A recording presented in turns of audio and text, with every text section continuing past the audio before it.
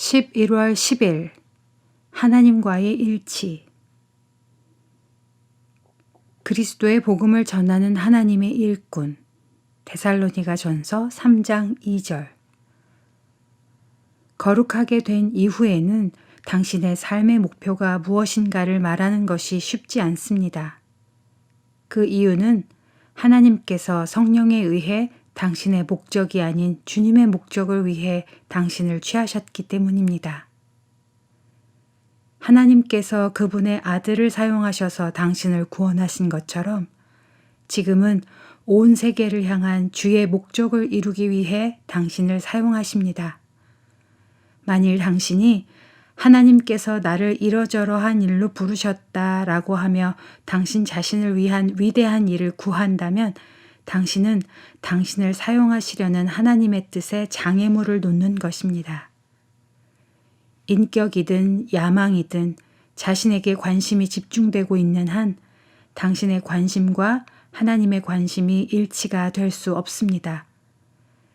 그러나 자신에 대한 생각을 버리고 이 세상을 향한 하나님의 목적을 위해 나를 사용하시도록 할 때 하나님의 관심이 당신의 것과 일치가 될 것입니다. 이후로 당신의 행로는 주님께 속한 것이므로 당신은 당신의 가는 길을 결코 이해할 수 없습니다.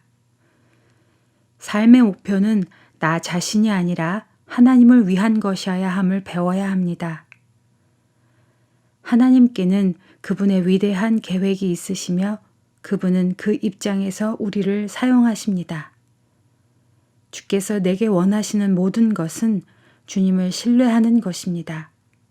그러므로 절대로 주님, 이 상황은 내게 너무나 큰 마음의 고통을 줍니다. 라고 말하지 마십시오.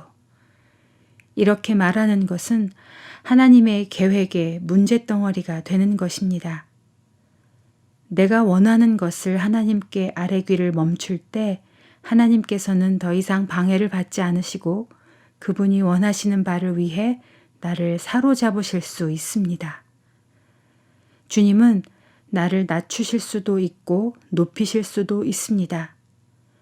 주님은 그분이 원하시는 대로 무엇이든지 하실 수 있습니다. 주님은 단지 내게 주님 자신과 주님의 선하심을 향해 확실한 믿음만을 원하십니다. 자기 연민은 사탄적인 것입니다. 자기 연민에 빠지면 이 세상을 향한 주님의 목적을 위해 쓰임받을 수 없습니다. 내가 이 세상 안에 또 다른 나의 세상을 구축한다면 하나님은 결코 그 세상에서 나를 나오게 하실 수 없을 것입니다. 그 이유는 나의 세상에서 나가면 위험에 처해질까 봐 두려워 떨기 때문입니다. 주여 나를 주의 성소 만드소서.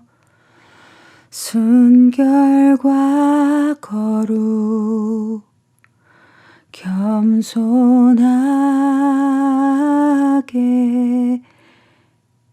감사로서